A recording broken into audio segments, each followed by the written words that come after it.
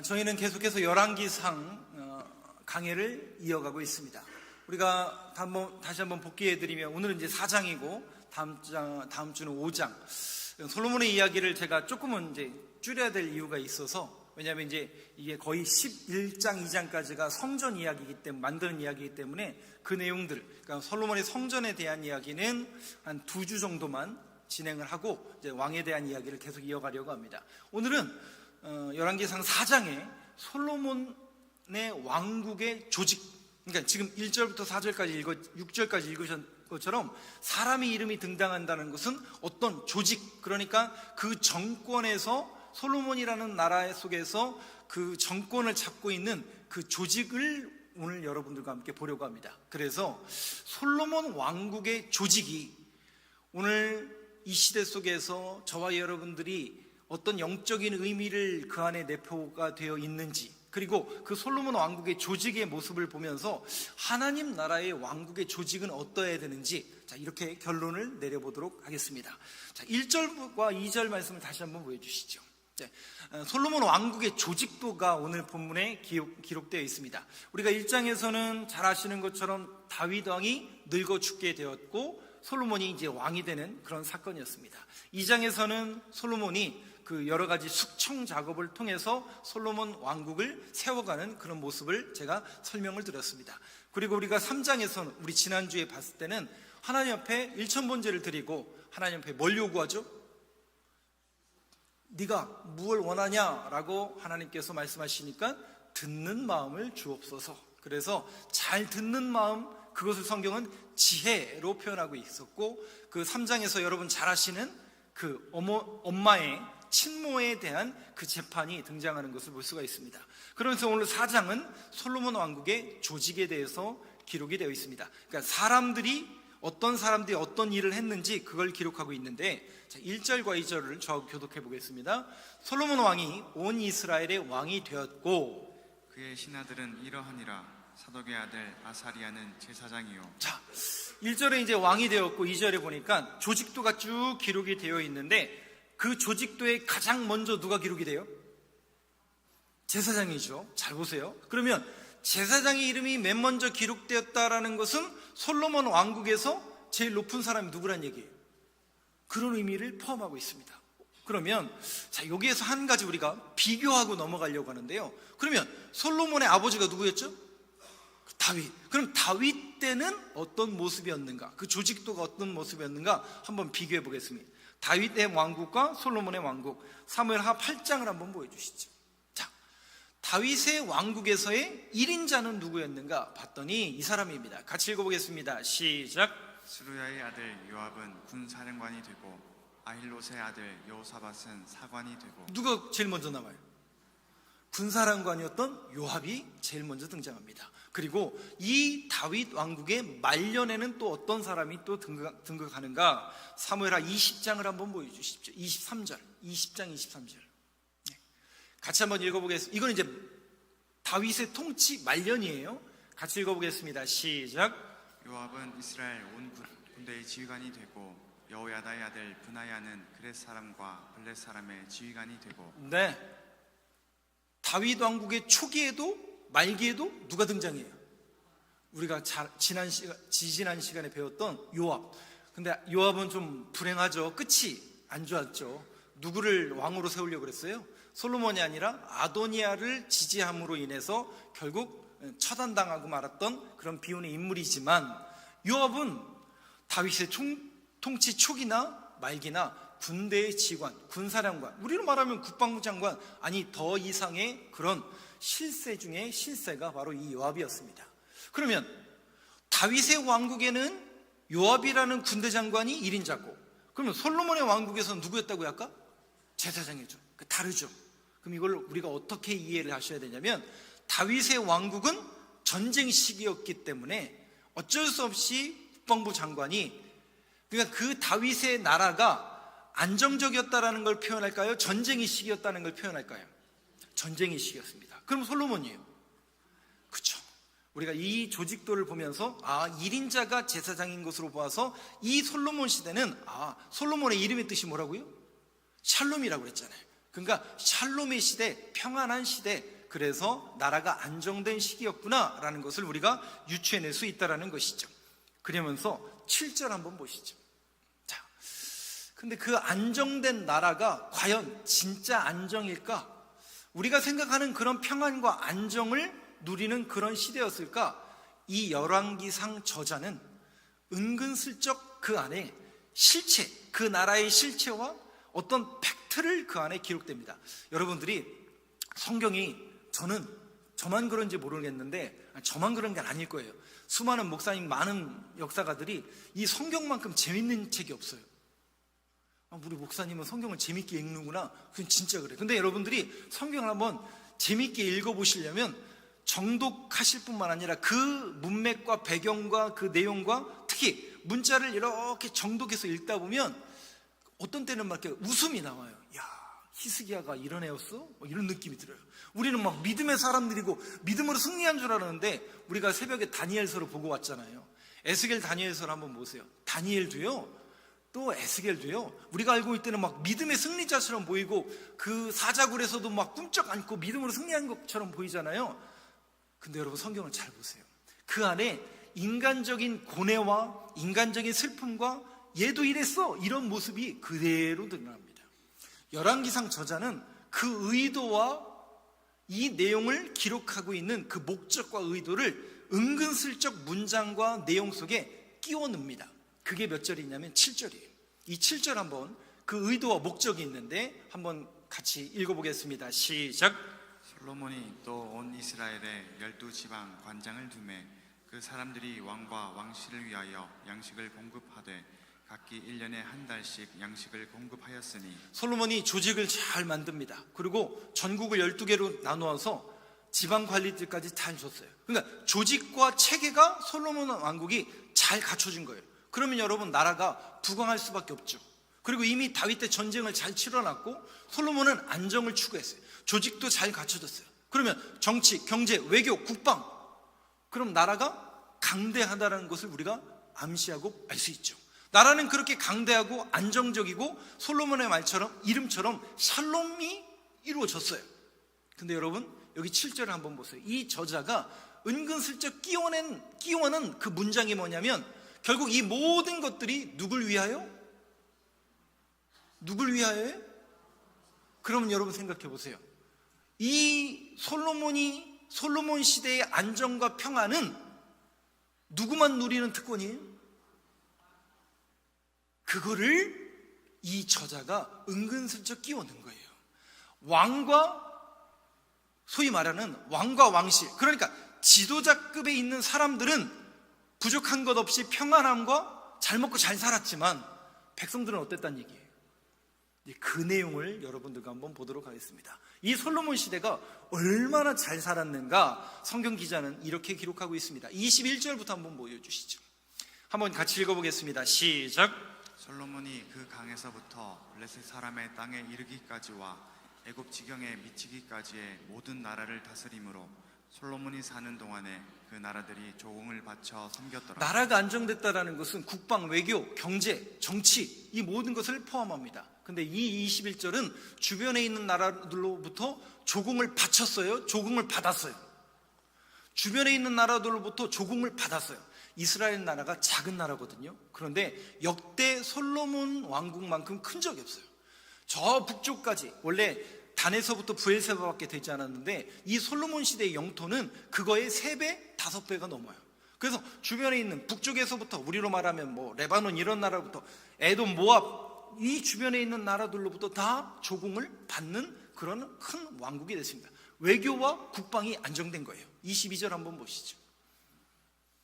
제가 읽겠습니다. 솔로몬의 하루의 음식물은 가는 밀가루가 30고르요 굵은 밀가루가 60고르요 많다는 얘기예요. 먹을 게. 23절입니다. 같이 읽어보겠습니다. 시작. 살찐 소가 10마리요 초정의 소가 20마리요 양이 100마리이며 그 외에 수사슴과 노루와 암사슴과 살찐 새들이었더라. 먹을 게 많다는 얘기예요? 적다는 얘기예요? 풍족했다라는 것을 이렇게 암시하고 있습니다. 그러니까 국방과 외교와 부유함이 풍족함을 누리고 있었어요. 24절 한번 볼까요? 솔로몬이 그 강 건너편을 답사에서부터 가사까지 모두 그 강 건너편의 왕을 모두 다스림으로 그가 사방에 들린 민족과 평화를 누렸으니, 뭘 누렸다고요? 평화와 안정을 누렸어요. 25절입니다. 같이 한번 읽어보겠습니다. 시작.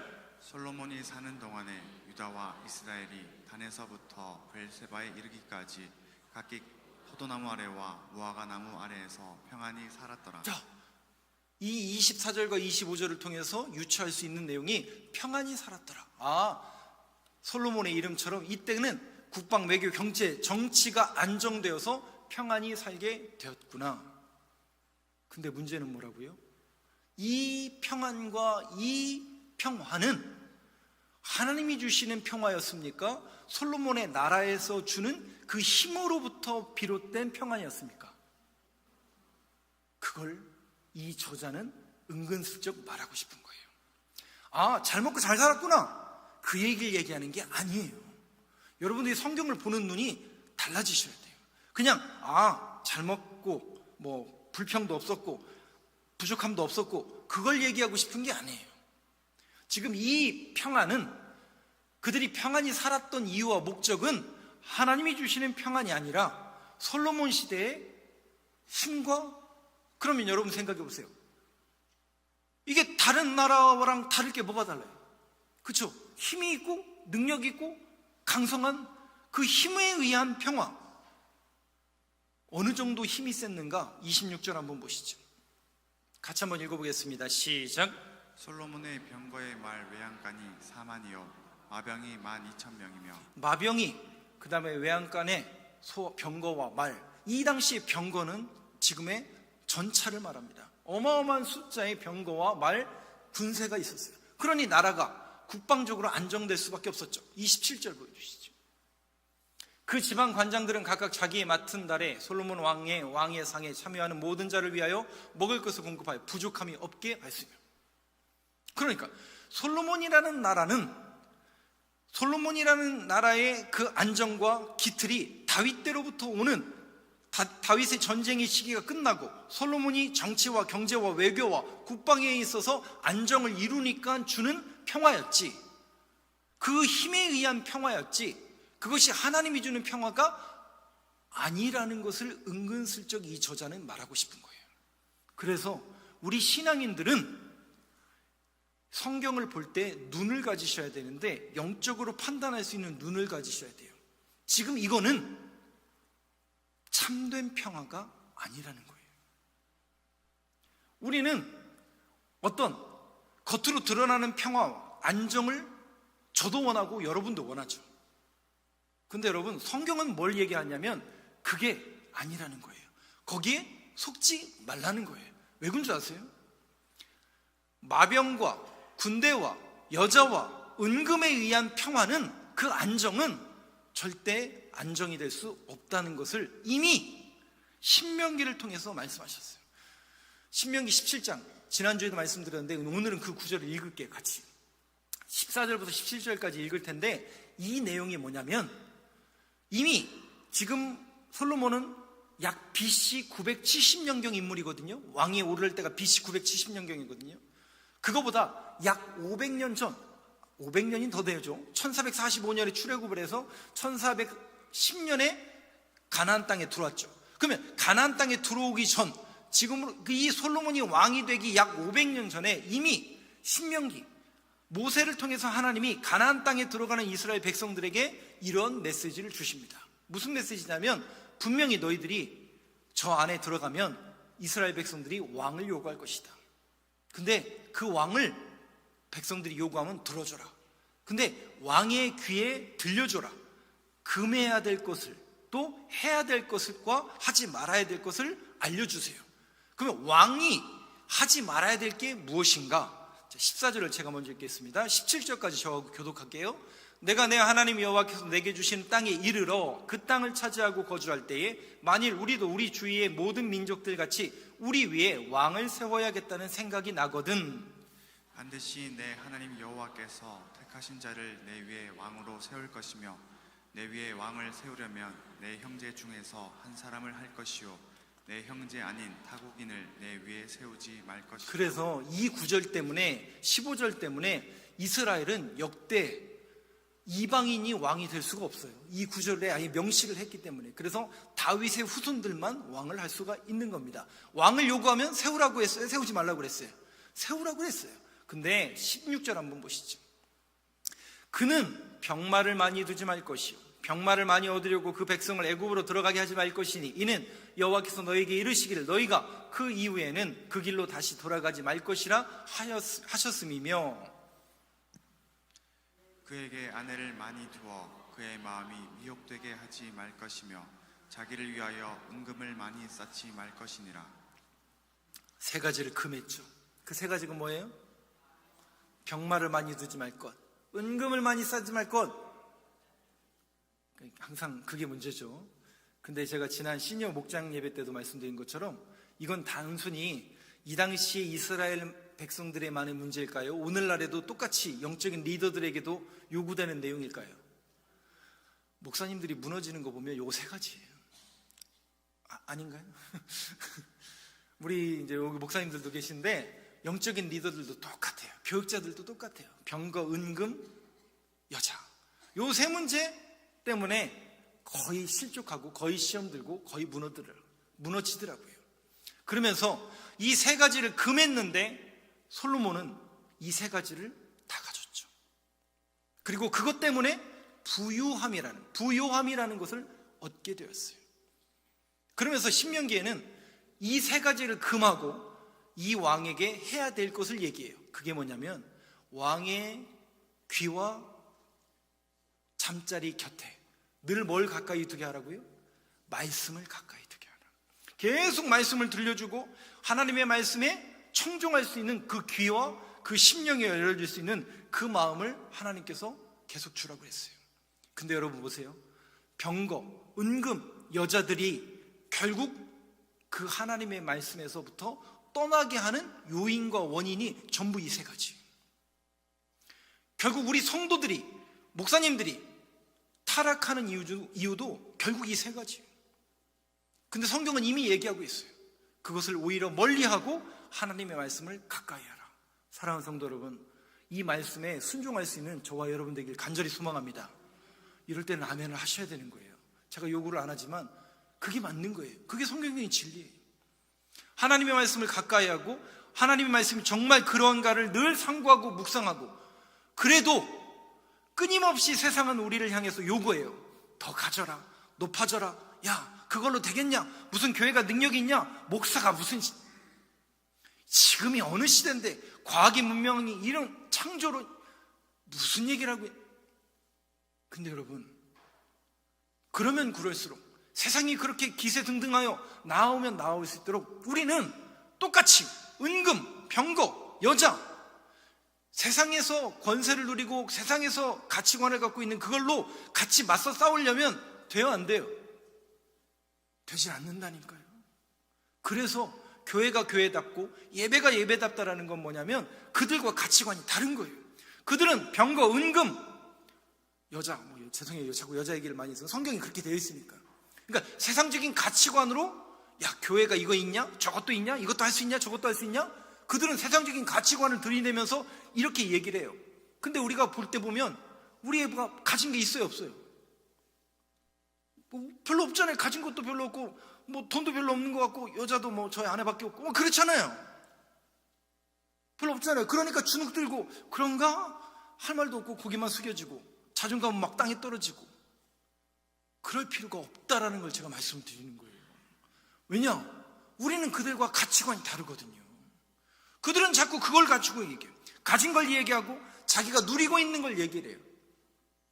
근데 여러분들이 정말 신앙인이고 여러분들이 정말 성숙한 그리스도인이라면 여러분들 안에 가진 것을 그들에게 알려주셔야 돼요. 그게 뭔데요? 뭘 갖고 계신데요? 내 안에 뭐가 있어야 그들에게 줄 거 아니에요. 그래서 여러분들이 꼭 사도 베드로의 메시지를 기억하세요. 사도행전에 보니까 뭘 줘요? 그렇죠? 내가 가진 게 있어야 나눠줄 거 아니에요. 사도 베드로와 요한이 뭐라고 그래요?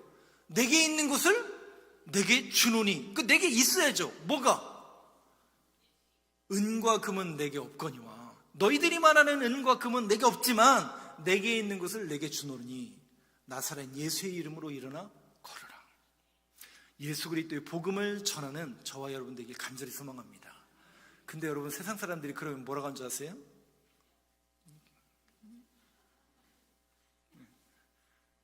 어떠세요? 근데 여러분들이 태어나셔야 돼요. 당당하셔야 돼요. 정말 내게 있는 것을 나눠주셨다면 당당하셔야 돼요. 그게 그리스도인의 우아함이에요. 그게 그리스도인들의 성숙함이에요.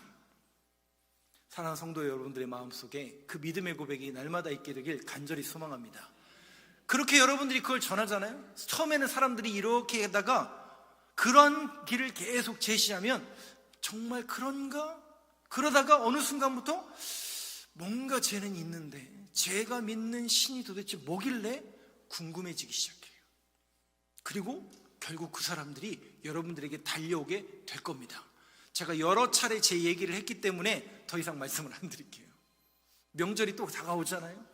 명절만 다가오면 또 저는 제 친구들하고 전화를 또 해야 돼요. 그러면 저희 친구들은 뭐라고 한다고요? 저희 친구들은 또 자랑질을 할 겁니다. 이것도 있고 저것도 있고 이것도 바꿨고 여자는 바꾸면 안 되는구나. 그렇게 자랑을 합니다. 처음에는 막 자랑을 해요. 그다음 마지막에 뭐라고 한다고요? 네, 저도 처음에는 그냥 어금니를 꽉 깨물고 그거 나도 그거 없고 저것도 없지만 거기에 주눅질지 말자 그러고 있다가 참고 견디다가 막 한참 통화하다가 마지막에는 뭐라고 한다고요? 네가 목사님 나를 위해서 기도해달래. 아니 한참 자기 자랑 실컷 누려. 나는 이것도 있고 저것도 있고 여기 살고 막 이렇게 막 자랑을 늘어놓다가 맨 마지막에 가서는 네가 목사니까 나를 위해서 기도해달래요. 이걸 여러분 우리가 뭐라고 하냐면 그리스도인의 우아함이라고 이야기하는 겁니다. 그때 여러분 당당하게 여러분들이 알겠습니다. 내가 너를 위해서 예수님의 이름으로 기도하겠습니다. 그게 우리의 자존감이고 그게 우리의 우아함이고 성숙함인 겁니다. 그런데 세상은 자꾸 이것들로 모든 것을 가치관으로 누리려고 하고, 아니 이것이 교회 안에서 신앙생활하는 저와 여러분들도 솔로몬의 영화를 누리려고 그래요. 즉 뭐냐면 우리는 어떤 헌신과 하나님 앞에 예배와 신앙생활을 하나님 이렇게 하면 거기에 대한 뭘 원하냐면 솔로몬의 영화와 영광을 꿈꾼다고요. 아, 내가 이렇게 기도했으니까, 내가 이렇게 헌신했으니까 하나님은 분명히 이렇게 큰 영광을 주실 거야. 솔로몬이 받은 큰 복을 주실 거야. 근데 여러분 그거는 세상 사람들하고 똑같은 가치관이라니까요. 그렇게 하나님 나라는 이루어지지 않는다니까요. 지금 이 열왕기상 저자는 그게 아니라는 거예요. 그 평화가 그 왕국이 제대로 된 왕국이 아니라는 거예요. 정말 하나님께서 원하시고 하나님께서 이 땅 가운데 세우기를 원하시는 그 왕국은 그런 왕국이 아니라는 거예요. 병마와 은금과 여자를 많이 둬서 세상 부끄러움 없이 부귀영화를 누리는 삶이 그게 복이 아니라는 거예요. 근데 우리는 신앙생활하면서 자꾸 그걸 요구한다고요. 누구랑 똑같이? 세상 사람들, 믿지 않는 사람들과 똑같은 걸 요구한다고요. 사랑하는 성도 여러분, 여러분들이 성경을 믿고 하나님의 말씀을 제대로 듣는 신앙인이라면 가치관이 자꾸 바뀌셔야 돼요. 괜찮아요. 조금씩 변하시면 되고 여러분들이 더욱더 신앙이 성숙해지시면 그 길을 걸어갈 수 있는 거예요. 아, 우리 목사님은 그러면 성도님들이 잘 안 되길 바라는구나. 천만의 말씀, 만만의 말씀입니다. 세상에 여러분 어떤 교육자와 목사가 성도가 안 되기를 원하고 어렵게 살길 누가 그렇게 기도하는 사람이 세상에 어디 있겠어요? 다 잘 되기를 원하고 다 잘 누리기를 원하죠. 근데 잘 누려야 될 이유가 뭐냐고요? 내 자녀가 잘 돼야 되고 우리가 승진해야 될 이유와 목적이 뭐냐고요? 세상 사람들이 원하는 똑같은 그 부귀영화가 우리의 가치관이 아니잖아요. 우리가 그 자리에 올라가야 될 이유가 뭐예요? 내가 승진해야 될 이유가 뭐예요? 하나님, 내가 승진해서 저 자리에서 하나님 영광 드러내게 하시고 하나님의 일을 더 감당하게 하시고 믿지 않는 사람들에게 복음을 전할 수 있는 내 자녀가 그 대학에 가서 내 자녀가 성공해서 그 일을 하나님의 영광을 드러내고 하나님 앞에 쓰임받는 그게 여러분 지혜 아니에요? 지난주에 우리가 함께 나눴던 참된 지혜는 그게 지혜인데, 먼저 그의 나라와 그의 의를 구하라는 게 참된 지혜인데 우리는 우선순위가 바뀌었어요. 일단 나부터 잘 되고 우리 교회부터 잘 되고, 죄송해요, 늘 말씀드리잖아요, 우리 교회만 잘 된다고요? 그럴 수는 없어요. 이 땅에 있는 모든 교회들은 다 잘 돼야 됩니다. 그것처럼 가치관이 바뀌고 생각이 바뀌고 여러분들의 모습이 바뀌어야 돼요. 그래서 제가 다 읽진 않겠지만 몇 절을 보시냐면 열왕기상 12장 4절 한번 보여주세요.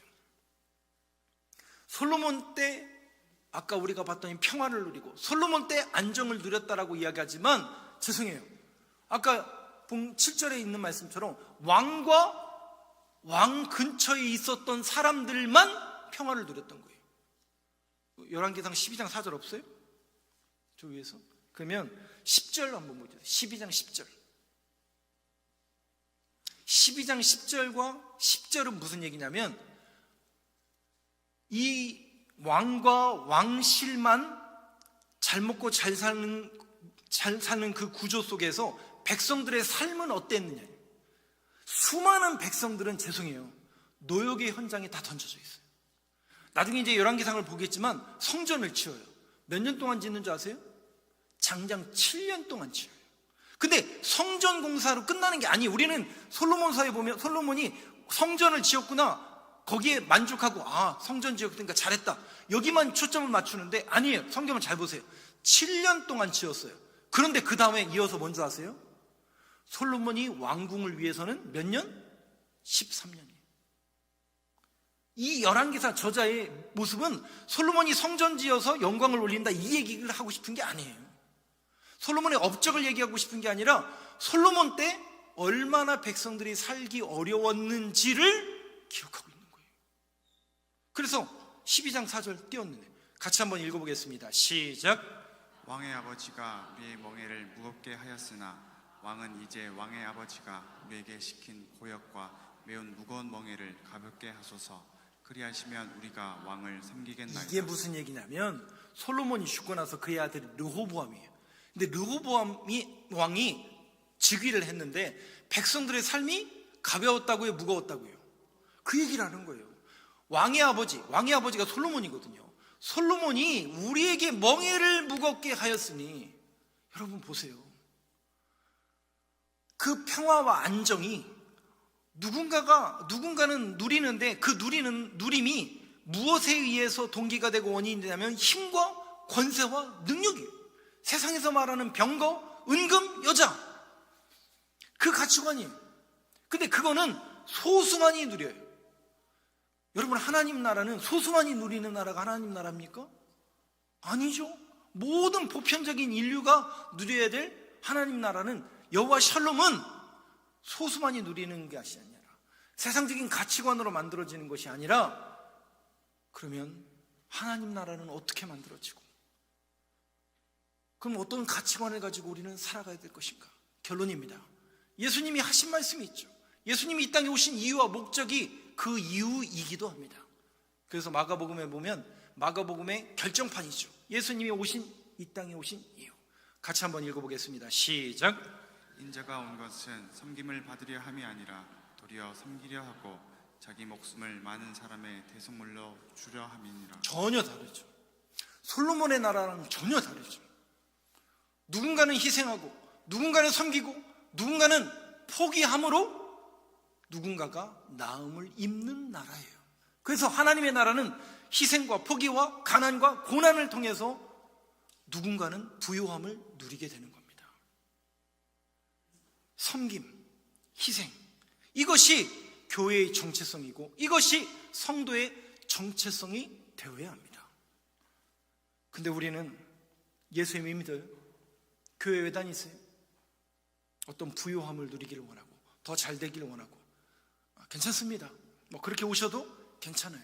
그런데 여러분들이 신앙에 성숙해지고 신앙의 우아함을 누리기를 원하고 여러분들의 신앙이 더욱더 거듭난다는 건 뭐냐면 깊어지는 거예요.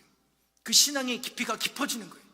그 깊이가 뭐냐면, 우리가 이 세상적인 가치관을 붙들고 살았지만, 내가 예전에는 믿음이 약할 때는 세상적인 가치관을 붙들고 살았지만 다르구나. 그래서 교회구나. 그래서 예수를 믿어야 되는 거구나. 예수를 믿는 길이 그 길이었구나. 우리가 이제 지금 결론인데, 마지막에 부를 찬양이 있어요. 그 찬양의 가사가 뭐냐면, 제목은 그가 이 땅에 오신 이유예요. 이게 한 몇 년 전에 마커스에서 부른 노래인데, 가사를 한번 여러분 같이 유념해서 잘 들어보세요. 놀라운 게 뭔지 아세요? 가사에 있는 것처럼 신비래요. 우리가 예수를 믿는 게 신비래요. 무슨 신비요? 우리는 신비롭다고 하면 뭔가를 막 봤다고 하고, 환상을 봤다고 하고, 뭔가 막 홍해가 갈라져야 하는 이런 걸 신비라고 얘기하는데, 기독교의 신비가 뭔지 아세요? 예수님이 죽으심으로 우리가 나음을 입는 겁니다. 져야만 승리를 우리에게 주어집니다. 약할 때 강함이 우리에게 주어집니다. 이걸 이 가사에서 뭐라고 얘기했냐면 기독교의 신비라고 이야기합니다. 저는 이게 진짜 신비라고 생각해요. 우리 기독교의 진짜 신비가 뭐라고요? 예수님이 고난을 받으신 거예요. 그리고 죽으신 거예요. 그리고 다시 부활하셔서 그 길을 열어놓으신 거예요. 그 길이 믿어지는 사람이 있어요. 저는 그거를 신비라고 이야기합니다. 그 사실이 안 믿어지는 분들이 아직 있을 뿐이죠. 바라기는 여러분들이 그 사실을 믿길 간절히 소망합니다. 근데 믿는 것으로 그치는 것이 아니라 이제는 순종으로 나아가야 됩니다. 누군가의 헌신이, 누군가의 포기가, 누군가의 섬김이 결국 하나님 나라를 세워가고 만들어간다라는 이 놀랍고 거룩한 신비로운 하나님의 사역에 저와 여러분이 함께 동참되어질 수 있기를 주님의 이름으로 간절히 축원합니다.